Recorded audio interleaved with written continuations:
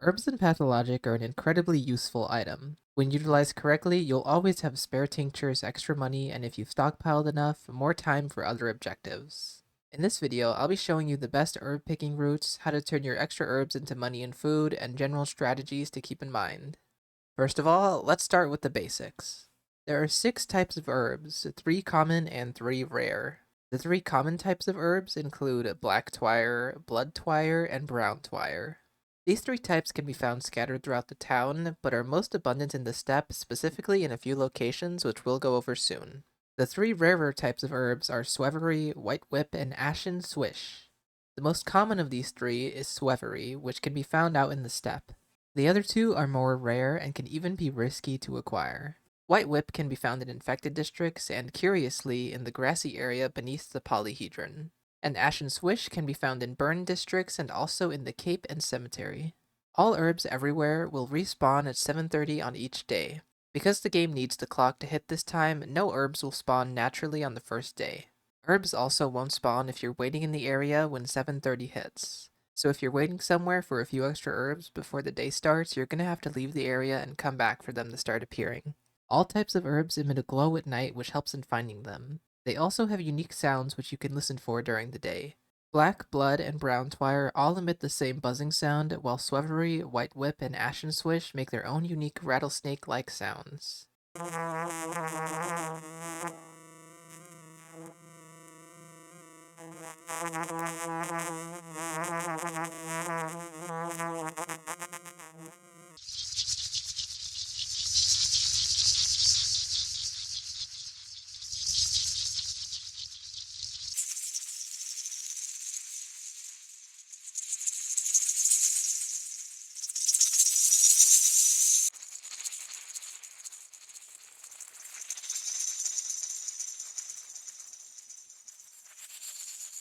Besides for searching for them yourself, there are 2 other ways to get herbs. The first way involves pouring bottles of blood onto the tree roots you can find around town. You can use either infected or healthy blood on these roots, and doing so will spawn 3 random herbs. If you're looking specifically for ashen swish and white whip, I recommend using this method as searching burned and infected districts aren't ideal. These roots can be found by listening for this specific sound.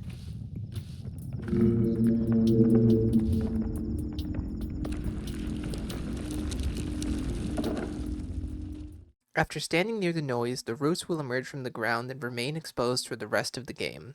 Once you pour some blood on them, you can do so again after midnight. The last way you can come across herbs is by trading for them. After dealing with the schism at the termitary, you'll unlock the ability to trade with odongs at Shiken. These odongs will often have herbs to trade in exchange for blood, organs, and tinctures. Seeing as you only unlock this later in the game and Shiken is quite out of the way, you're not likely to get much value out of this though.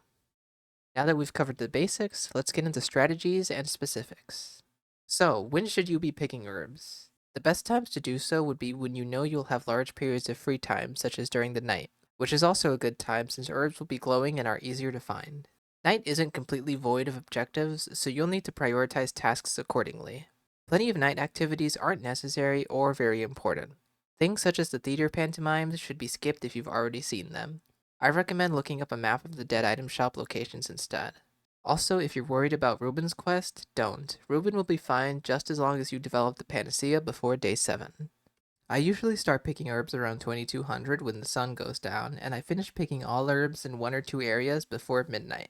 Then, I'll go to the dead item shop and treat any nearby bound on my way, and once I'm done, I'll go back out to the steppe to harvest from any remaining areas. So now that we've allocated time properly, where exactly should you be going to pick the most herbs? Like I already mentioned, herbs spawn all over the steppe, but can be found clustered in a few areas. The most common places you can find herbs are the deltas behind the factory and to the left of the station. When you're at these locations, I recommend being thorough and often turning around to check areas you've already covered.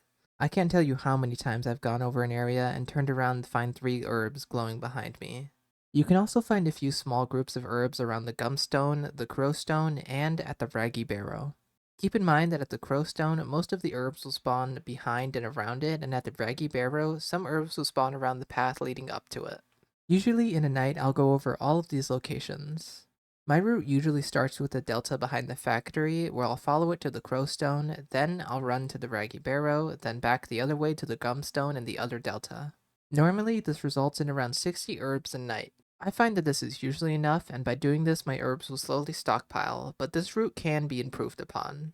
Of course, it would be more efficient to make a clean sweep left to right from Delta to Gumstone to Factory Delta to Crowstone to Reggie Barrow, but usually I clear my inventory at the lair before going out to pick herbs, so it makes more sense the way I've been doing it. You could always make sure you have the inventory space beforehand, or you can get to the station delta by getting some trading done in town until you reach the area. Another thing we can add to the route is the cemetery. The cemetery can be easily accessed from the Raggy Barrow and will provide a different route back to the factory so that we won't have to retread herbless land. Also, this gives us a chance to find some Ashen Swish. Once again, we can further improve this route by throwing in a trip to Shaken. I only recommend going to Shaken if you know you have the time, but keep in mind it's not as far from the Raggy Barrow as you might be thinking. Here at Shaken, there are 3 small garden plots which usually hold around 20 herbs in total.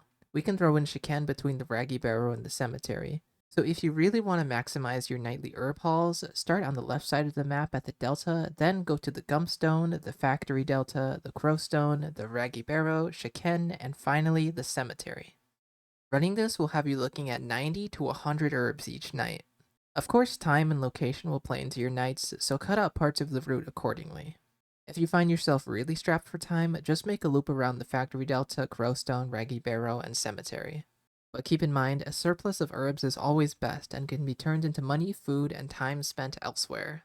So now we've covered what you should be doing at night, but we're not done yet, because there's plenty we should be doing during the day as well. While the sun's up and you're completing tasks around town, it's easy to forget or put off the blood routes, but if you want to spend less time at night picking herbs or think you can use the extra, you shouldn't sleep on this.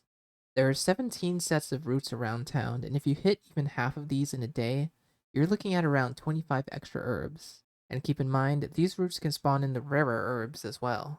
The hard part about this, though, will be getting the bottles of blood. You can always get some blood from the hospital, but you should also take blood from the loser of any fights you might come across. Gathering herbs from these routes may not be consistent, but any extra can always help. One last thing we should be doing in town is going to the base of the polyhedron. It's up to you to decide if it's worth it, but it's the only safe way to get White Whip. Here you should be able to find 6 or less. Now that we're drowning in herbs, what exactly should you be doing with them? Well, first of all, make plenty of plus tinctures. Brewing any herb with a rare one will result in a plus tincture. Plus tinctures provide the most amount of immunity when consumed and should be given to each member of the bound for the most amount of protection. Plus tinctures are also better at diagnosing patients than regular tinctures. Seeing as Swevery is the most common of the rare herbs, chances are you're going to be using that. Secondly, herbs should always be stockpiled. Keep any surpluses in your cabinet and save them for a rainy day, as there may be times when you just don't have the time to run around the steppe for a few hours, and a good stockpile can last you a day or two. Finally, the last thing you should be doing with your herbs is taking them to the Broken Heart. Here, the bartender will buy common herbs for 50 each and rares for 100, and each day, one herb will be selling for 50 to 200 more than its regular price. I can't stress enough how useful the bar actually is. Since it also sells food and functions like any other store, you can trade in herbs for things like smoked meat, milk, and fish, and if you have enough, you can even buy out the entire store and take all his money, which is always going to be helpful. Now that I've told you everything there is to know about picking herbs, let's see how all of this actually holds up. I played a day of the game where I visited every blood route and picked herbs from every hotspot at night, and here's how it went. I chose to do this on day 8 so I would have access to the polyhedron, and I changed the difficulty settings and ignored all other objectives so I could just focus on collecting herbs. As soon as it hit 7:30, I hit every blood route in town, picking whatever random herbs I found on the way, and I visited the base of the polyhedron. In case you're wondering how I got enough bottles of blood, I killed just about everyone I saw. Also, unfortunately, no White Whip spawned at the polyhedron, which I suspect is due to the fact that I changed the stamina settings and my fast running didn't allow time for it to spawn in. I also had this issue later at Shiken.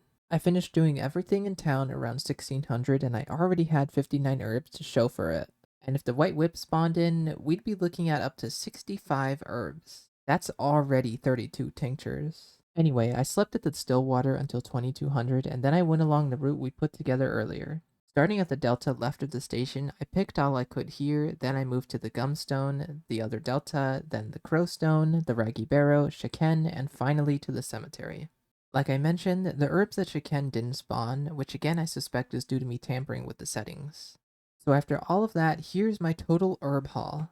I collected 147 herbs and had the herbs that the polyhedron and Shiken spawned in. This number could be up to 173. This could be made into 86 freaking tinctures. That would be enough to not have to pick herbs for half of the game. Of course, you can't just ignore everything like I did, but imagine if you just incorporate bits of what I did into your own playthroughs. You'd be drowning in herbs in no time. And if you end up with a stockpile, it's always worth it to save them or take them down to the bar and turn those herbs into food and money. That's just about everything you'll ever need to know about herbs. Thank you for watching, and goodbye.